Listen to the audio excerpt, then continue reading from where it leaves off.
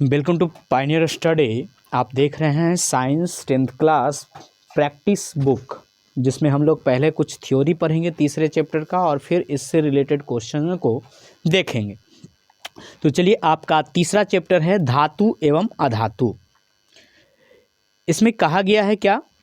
विषय वस्तु धातु और अधातु के भौतिक गुण जैसे धात्विक चमक, कठोरता, आघात वर्धनीयता, चालकता एवं ध्वनिकता के आधार पर वर्गीकृत किया जा सकता है। आपसे पूछा जाता है धातु और अधातु में भौतिक गुणों के आधार पे अंतर। तो यहाँ पे दिया गया है और जो ब्रैकेट में है वो अपवाद है, मतलब वो धातु होते हुए भी वो जो पदार्थ है उस गुण का अपवाद है। वहीं यहाँ ब्रैकेट में जो लिखा हुआ है वो क्या है? अपवाद है। जैसे अब चलिए शुरुआत करते हैं।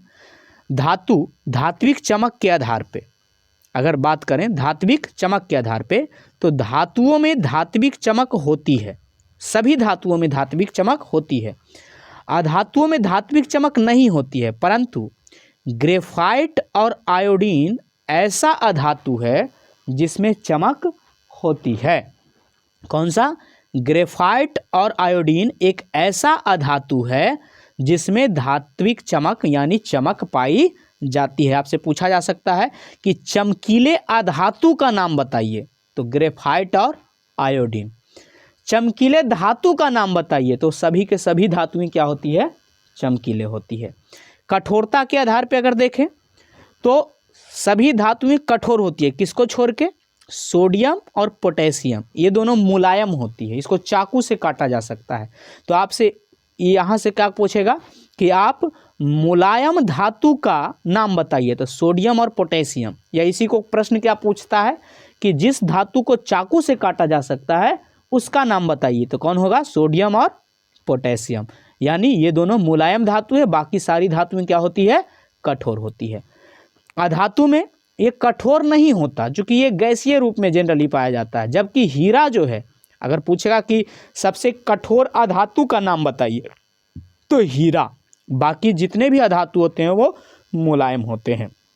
आगे है आघात वर्धनीयता या चादर बनाने वाला गुण के हिसाब से जो अत्यधिक आघात वर्ध होता है वो सोना है, ठीक है?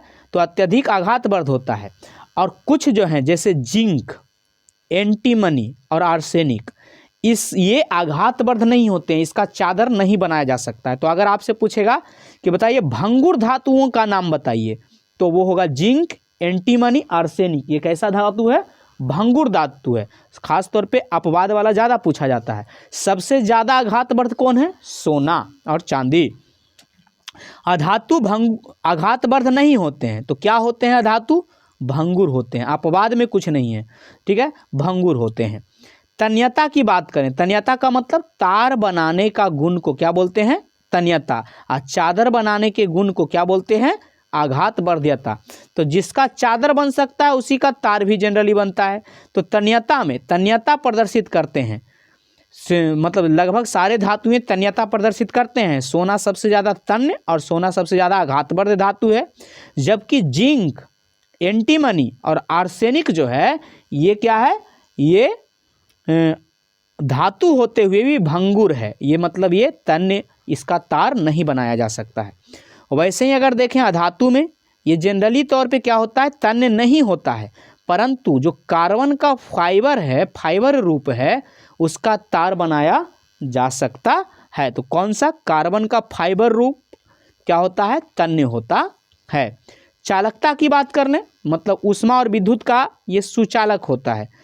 ऐसे यहाँ पे नहीं दिया गया, फिर भी आप याद रखिए कि विद्युत का कुचालक शीशा होता है। कौन सा? शीशा। पीबी जो होता है वो विद्युत का कुचालक होता है, ऊष्मा का नहीं, विद्युत का केवल। जबकि सभी अधातुएं कुचालक होती है। ग्रेफाइट और गैस कार्बन छोड़ के, क्योंकि गैस कार्बन जो होता है या ग्रेफाइट जो होता है वो क्या होता है? सुचालक होता है। बाकी सारे जो अधातुएं हैं वो सब के सब क्या होते हैं? कुचालक होते हैं। आगे है अवस्था की बात करें तो जितने भी धातुएं हैं उसकी भौतिक अवस्था ठोस पाई जाती है। किसको छोड़ के? पारा छोड़ के। तो आपसे पूछा जाएगा कि द्रव धातु कौन है? तो पारा है, पारा द्रव धातु है, जबकि ये ठोस भी पाया जाता है, द्रव भी पाया जाता है, गैस भी पाया जाता है। अगर द्रव अधातु की बात करें तो ब्रोमीन जो होता है वो द्रव अधातु होता है। ब्रोमीन क्या होता है? द्रव अधातु होता है। बाकी सब क्या होता है? गैसीय अवस्था में होते हैं। घनत्व और कोयला जो होता है, कार्बन जो होता है वो क्या होता है? ठोस अवस्था में होता है। घनत्व की बात कर लें तो धातुओं का घनत्व उच्च होता है, परंतु सोडियम और पोटेशियम का घनत्व जो है वो कम है और इसीलिए ये फफोलेदार स्पंजी होता है और इसको हम चाकू से काट पाते हैं, तो इसका घनत्व कम होता है। ठीक है। और अधातुओं का भी घनत्व धातुओं का घनत्व उच्च होता है और सोडियम पोटेशियम का घनत्व कम होता है। जबकि अधातुओं का घनत्व कम होता है परंतु हीरा का घनत्व सर्वाधिक होता है। ठीक है। तो हीरा अधातु होते हुए ज़्यादा घनत्व रखता है, जबकि सोडियम पोटेशियम धातु होते हुए कम घनत्व रखता है। क्वथनांक और घनत्व की बात कर लें। क्वथनांक, इसको गलनांक लिखना चाहिए था, क्वथनांक एवं गलनांक, इसका अधिक होता है अधिक तापमान पे, जबकि गैलियम और सोडियम जो है वो कम तापमान पे, ऐसे सोडियम नहीं सीजियम होना चाहिए, यहाँ क्या होना चाहिए? सीजियम। तो इसका जो क्वथनांक होता है वो बहुत ज़्यादा होता है गैलियम और सीजियम का, जबकि अधातुओं का क्वथनांक क्या होता है? कम होता है। क्वथनांक उस ताप को कहते हैं जिस ताप पे कोई पदार्थ वाष्प में परिवर्तित होने लगता है, जबकि कार्बन का क्वथनांक क्या होता है? जैसे हीरा का, ग्रेफाइट का क्वथनांक काफ़ी ज़्यादा होता है। अधातु होते हुए भी कार्बन का क्वथनांक ज़्यादा होता है। तो आप भौतिक अंतर समझ गए होंगे किन किन आधारों पे? चालकता के आधार पे, चमक के आधार पे, धात्विक चमक के आधार पे, कठोरता के आधार पे, आघातवर्ध्यता, तन्यता, चालकता, अवस्था, घनत्व और क्वथन के आधार पे आप धातु और अधातु में भौतिक गुणों का अंतर और अपवाद अभी अभी देखे हैं। इसको आप हो सके तो स्क्रीनशॉट ले लें और आगे बढ़ते हैं। ठीक है। आगे कहता है तत्व, वे पदार्थ जो एक ही प्रकार के परमाणुओं से बने होते हैं। याद रखें, तत्व कैसे पदार्थ हैं? जो एक ही प्रकार के परमाणुओं से बने होते हैं, मिलकर बने होते हैं, तत्व कहलाते हैं। यानी तत्व के सूक्ष्मतम कण को परमाणु कहते हैं और वो सारे परमाणु एक जैसे होते हैं। यानी अगर हम हाइड्रोजन तत्व की बात करें तो हाइड्रोजन में केवल हाइड्रोजन के परमाणु मिलेंगे। ऑक्सीजन तत्व की बात करें तो ऑक्सीजन में केवल ऑक्सीजन के परमाणु मिलेंगे, तो ये हाइड्रोजन का अणु कहलाएगा और केवल H लिखा हुआ है तो ये हाइड्रोजन का परमाणु कहलाएगा। ये ऑक्सीजन का अणु कहलाएगा और ये तो आणविक अवस्था में कोई भी जो तत्व होता है वो वातावरण में आणविक अवस्था में रह सकता है। परमाणु का स्वतंत्र अस्तित्व नहीं होता, वो किसी न किसी से संयुक्त रूप में बना के अणु रूप में रहते हैं। तत्वों के उनके कुछ विशिष्ट गुणों के आधार पर 3 भागों में बांटा गया है। तत्व के कितने भागों में बांटा गया है? 3 भागों में, धातु, अधातु और उपधातु। अभी अभी तो विशिष्ट गुण देखे, धातु अधातु, और उपधातु उसे कहते हैं जिसमें ये दोनों गुण होता है। अब देखिए धातु किसे बोलते हैं? ऐसा तत्व जो इलेक्ट्रॉन त्यागने की प्रकृति रखती है, और जो इलेक्ट्रॉन त्यागता है वो धन आयन बनाता है, धन आयन बनाता है। तो जो धन आयन का निर्माण करता है, ठीक है, उसे हम धातु कहते हैं। धन आयन का निर्माण वही करता है जिसके परमाणुविक संरचना में अंतिम कक्षा में या तो 1 इलेक्ट्रॉन हो, या तो 2 इलेक्ट्रॉन हो, या 3 इलेक्ट्रॉन हो। यानी धातुओं के अंतिम कक्षा में 1 इलेक्ट्रॉन, 2 इलेक्ट्रॉन और 3 इलेक्ट्रॉन पाए जाते हैं। जिन इलेक्ट्रॉनों का त्याग करके वो धन आयन का निर्माण करता है, जैसे सोडियम Na+ होता है, मैग्नीशियम Mg2+ होता है। इसका मतलब मैग्नीशियम 2 इलेक्ट्रॉन का त्याग करता है और द्विधन आयन बनाता है। सोडियम 1 इलेक्ट्रॉन का त्याग करता है और 1 धन आयन बनाता है। एक और शॉर्टकट जान लीजिए, जिसके नाम के लास्ट में यम रहे वो सब जो रहेगा वो धातु रहेगा। Sodium, potassium, calcium, magnesium, Ferium, ये सब, क्यूप्रियम, ये सब जो रहेगा वो क्या रहेगा? एल्युमिनियम, सब धातु रहेगा। तो यम वाला, यमराज का पसंदीदा तत्व कौन है? धातु है। अधातु ऐसे तत्व जो इलेक्ट्रॉन लेने की प्रवृत्ति रखते हैं, इलेक्ट्रॉन ग्रहण करते हैं, उसे हम क्या कहते हैं? अधातु कहते हैं। ठीक है, अधातु कहते हैं। अधातु क्या बनाता है? ऋण आयन बनाता है, ऋण आयन बनाता है। अधातु क्या बनाता है? ऋण आयन बनाता है। जैसे क्लोरीन Cl, इसमें 1 माइनस होता है, मतलब ये 1 इलेक्ट्रॉन का त्याग करता है। ऑक्सीजन ये 2 माइनस होता है, ये 2 इलेक्ट्रॉन, भले त्याग नहीं ग्रहण करता है। क्लोरीन 1 इलेक्ट्रॉन ग्रहण करता है, ऑक्सीजन 2 इलेक्ट्रॉन, और कार्बन 4 इलेक्ट्रॉन ग्रहण करता है। तो कार्बन पे 4 ऋण आयन हो गया, ठीक है, अधातु हो गया। अब धातुओं के रासायनिक गुण की बात करते हैं, तो ये भी रासायनिक गुण ही है, क्योंकि ये आंतरिक गुणों को रासायनिक गुण कहते हैं और बाह्य गुणों को भौतिक गुण कहते हैं। तो यहाँ से हम अंतर बता सकते हैं कि इलेक्ट्रॉन त्यागता है, धातु क्या करता है, इलेक्ट्रॉन त्यागता है, धन आयन बनाता है। अधातु क्या करता है, इलेक्ट्रॉन ग्रहण करता है, ऋण आयन बनाता है, ठीक है, जैसे ये एग्जाम्पल हो गया। नहीं, एक चीज़ और याद रखिए, अधातु जो होता है वो जन, लास्ट में क्या रहेगा, जन, हाइड्रोजन, नाइट्रोजन, ठीक है। तो ये जो जन वाला होता है ऑक्सीजन, तो ये अधातु ही रहता है, ऐसे भी आप याद कर सकते हैं। और इन वाला जैसे क्लोरीन, आयोडीन, फ्लोरीन, ब्रोमीन, ये सब क्या रहेगा, ये सब अधातु रहेगा। तो इन प्रत्यय वाला और जन प्रत्यय वाला क्या रहेगा, अधातु रहेगा। तो थोड़ा पहचानने के लिए भी आपको आसान हो जाएगा। चलिए आगे बढ़ते हैं। कहता है धातुओं के रासायनिक गुण। धातु ऑक्सीजन से संयोग करता है, अभिक्रिया करता है। जब धातु को हवा में जलाया जाता है, किस में जलाया जाता है, हवा में जलाया जाता है, ऑक्सीजन की उपस्थिति में उसको जलाया जाता है, तो धातु का ऑक्साइड बनता है। यानी धातु ऑक्सीजन से अभिक्रिया करके धातु ऑक्साइड बनाता है। और धातु ऑक्साइड की जो प्रकृति होती है वो याद रखें, धातु ऑक्साइड की प्रकृति क्षारीय होती है। क्या होती है, क्षारीय होती है। यानी इसको अगर लिटमस पेपर से चेक करेंगे तो वो नीला हो जाएगा, ठीक है। तो फिनोफ्थिलीन से चेक करेंगे तो वो बैगनी हो जाएगा, तो गुलाबी हो जाएगा, भले गुलाबी हो जाएगा। तो वो सारी चीज़ आप चेक कर सकते हैं। जब इसको गंधीय सूचक से चेक करेंगे तो उसका गंध उड़ जाएगा, खत्म हो जाएगा, क्योंकि क्षारीय प्रकृति में, क्षारीय तत्वों में क्या होता है, क्षारीय यौगिकों में गंधीय सूचक कोई गंध नहीं देता। जबकि अम्लीय अगर रहता तो उसका तीक्ष्ण गंध हो जाता, गंध बढ़ जाता। तो धातु ऑक्सीजन के साथ अभिक्रिया करके धातु ऑक्साइड बनाता है। धातु ऑक्साइड की प्रकृति कैसी होती है, क्षारीय होती है। यहाँ पे एग्जाम्पल दिया गया है, इसको संतुलित किया गया है, ठीक है। सोडियम ऑक्सीजन से अभिक्रिया करके सोडियम धातु हो गया, ये ऑक्सीजन से अभिक्रिया करके Na2 सोडियम ऑक्साइड बना रहा है। तो ऑक्सीजन वाला समझ में आ गया कि धातु ऑक्सीजन से अभिक्रिया करके धातु ऑक्साइड बनाते हैं, जिसकी प्रकृति क्या होती है, क्षारीय होती है। दूसरा यहाँ पे गुण दिख रहा है, दूसरा गुण क्या है, जल के साथ। तो एक हुआ ऑक्सीजन के साथ, अब धातु का जल के साथ। धातु जल के साथ अभिक्रिया करके मेटल ऑक्साइड यानी धातु ऑक्साइड और हाइड्रोजन गैस देता है। क्या देता है, धातु ऑक्साइड और हाइड्रोजन गैस देता है। मेटल यानी धातु, धातु जल के साथ अभिक्रिया करके मेटल ऑक्साइड मतलब धातु ऑक्साइड प्लस हाइड्रोजन गैस देता है। जैसे सोडियम जल के साथ अभिक्रिया करके धातु ऑक्साइड NaOH, और ये जो हाइड्रोक्साइड दे रहा है ना, ठीक है, सोडियम हाइड्रोक्साइड, ये भी किस प्रकृति का होगा, ये क्षारीय प्रकृति का होगा, ठीक है, ये क्षार है, NaOH क्षार है।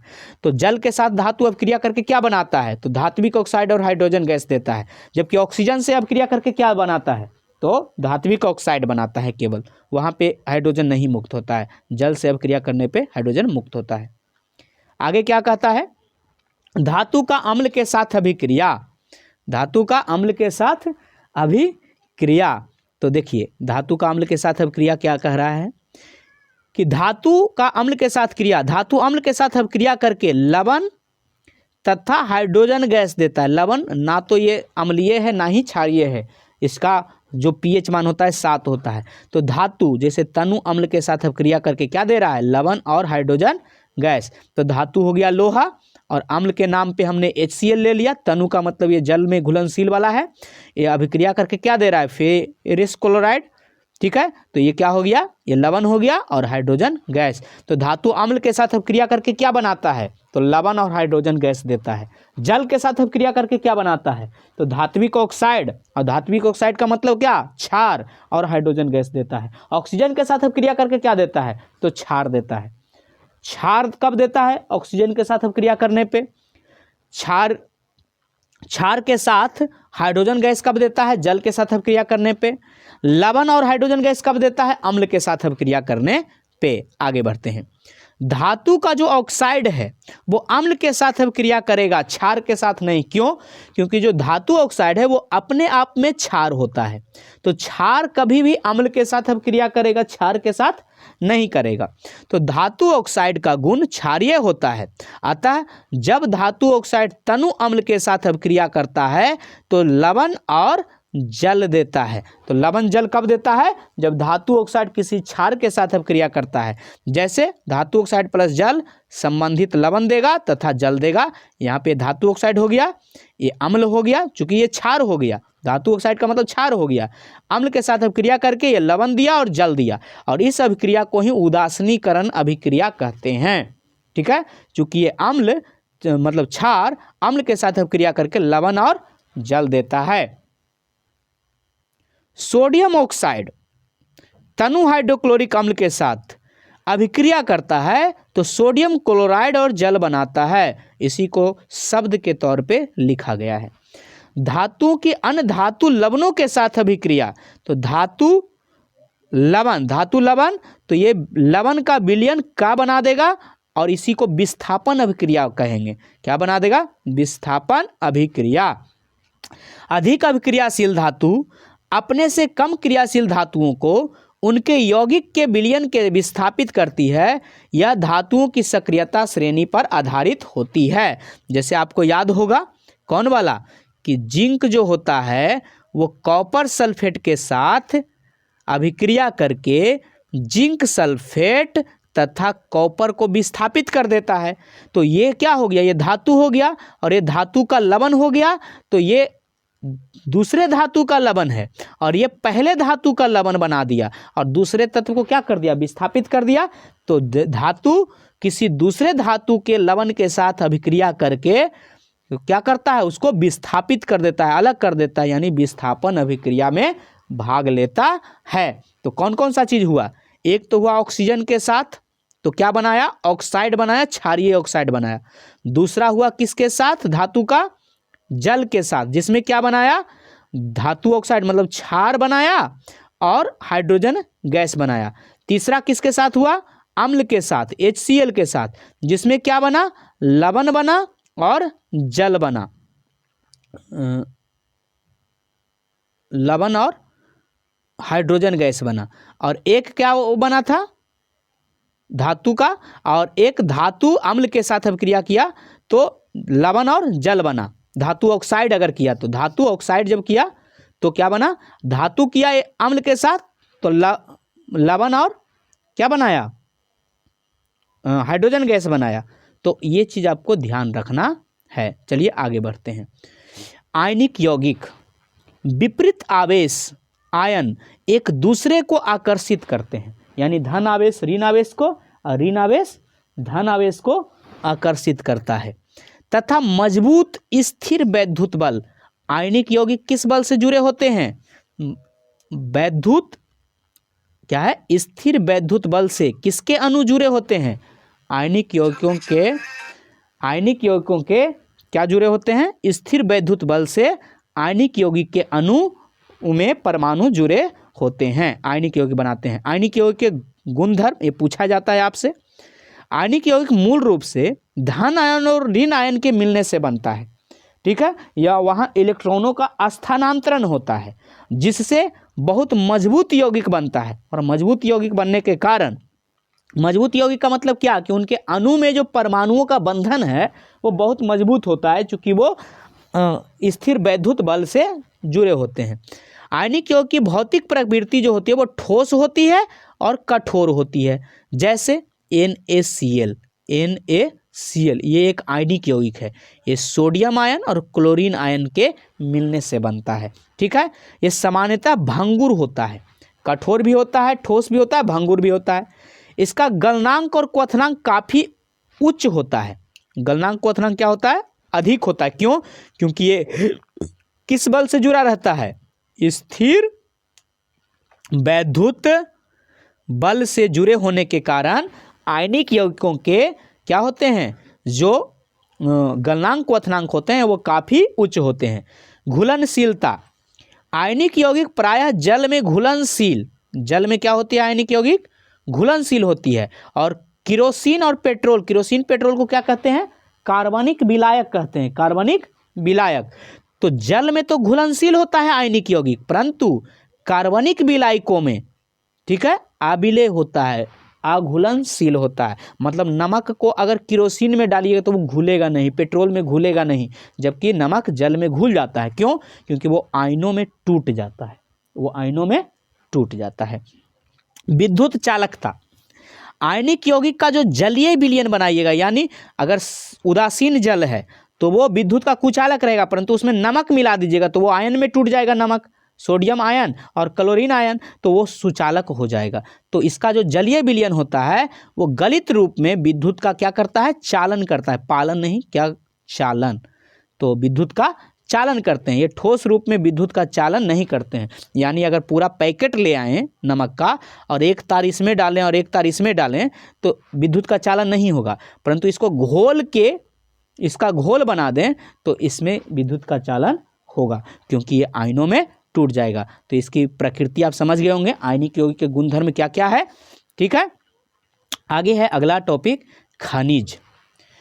पृथ्वी की भूपर्पटी में प्राकृतिक रूप से पाए जाने वाले तत्वों को, यानी खनिज कहाँ पाए जाते हैं, भूपर्पटी में। भूपर्पटी मतलब भूमि का सबसे ऊपरी परत को क्या कहते हैं, भूपर्पटी कहते हैं। तो उसी को हम क्या कहते हैं, उस तत्वों को खनिज कहते हैं, उसे हम क्या कहते हैं, खनिज कहते हैं। आगे, अयस्क।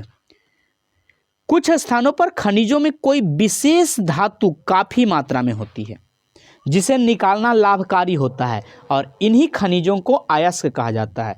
यानी कुछ स्थानों पे, ऐसा नहीं कि सभी जगह, कुछ विशेष स्थानों पे खनिजों में कोई विशेष धातु काफी मात्रा में होती है, तो उस खनिज को हम क्या कहते हैं, अयस्क कहते हैं। उस खनिज को हम अयस्क कहते हैं, जिसे निकालना। तो इससे एक चीज समझ में आता है कि प्रत्येक अयस्क जो होता है वो खनिज होता है, परंतु प्रत्येक खनिज अयस्क नहीं होता, क्योंकि प्रत्येक जगह के खनिजों में किसी खास प्रकार का कोई तत्व पाया नहीं जाता, या उससे निकालना उसको लाभकारी नहीं होता। आगे है टॉपिक, मिश्र धातु। दो या दो से अधिक धातु के समांगी मिश्रण को, यहाँ पे याद रखें, ये पूछा जाता है, मिश्र धातु जो होता है वो क्या होता है, धातुओं का समांगी मिश्रण होता है।